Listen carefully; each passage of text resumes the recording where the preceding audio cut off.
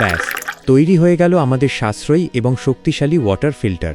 এখন বিদ্যুৎ খরচ ছাড়াই পান করুন একদম পরিষ্কার পানি। ভিডিওটি ভালো লাগলে লাইক দিন এবং এই ধরনের আরও টিপস পেতে এখনই সাবস্ক্রাইব করুন।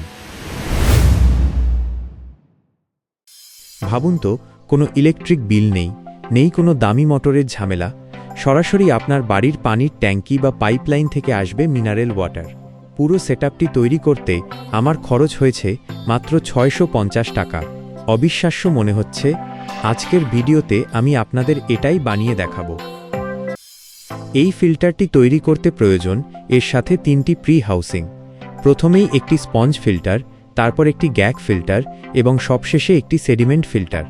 এই ফিল্টারগুলোর দাম পড়বে খুবই সামান্য, আর পুরো প্রজেক্টটি তৈরি করতে খরচ হবে মাত্র 650 টাকা। এই 3টি সেডিমেন্ট ফিল্টারের মোট দাম পড়বে মাত্র 240 থেকে 300 টাকার মতো। তাই পুরো সেটআপটি 650 টাকার মধ্যে করা খুবই সহজ।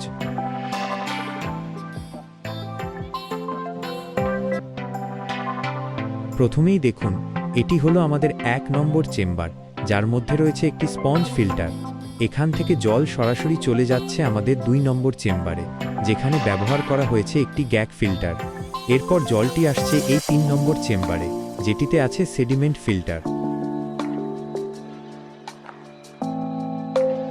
এখানে একটি জরুরি বিষয় মনে রাখবেন, পরপর 3টি হাউসিংকে কখনোই একই সাথে সরাসরি জয়েন্ট দিতে যাবেন না, কারণ তাতে জলের ফোর্স বা চাপ অনেকটা কমে যেতে পারে। এবার কানেকশনটির দিকে লক্ষ্য করুন। পাইপ থেকে সরাসরি জল আসছে। ভিডিওতে আমি ঠিক যেভাবে সেটিংটি দেখিয়েছি, আপনারাও ঠিক সেভাবেই করুন। দেখে মনে হতে পারে এটি থ্রেড হয়ে যাচ্ছে, কিন্তু আসলে এটি কোনো থ্রেড নয়। এর ভেতরে একটি ছোট পাইপের টুকরো লাগানো আছে, যা ব্যবহার করলে জল লিকেজ হওয়ার কোনো ভয় থাকে না। ভিডিওটি ভালো লাগলে আমাদের চ্যানেলটিকে সাবস্ক্রাইব করুন, যাতে এরকম ধরনের ভিডিও আপনাদের জন্য আরও নিয়ে আসতে পারি।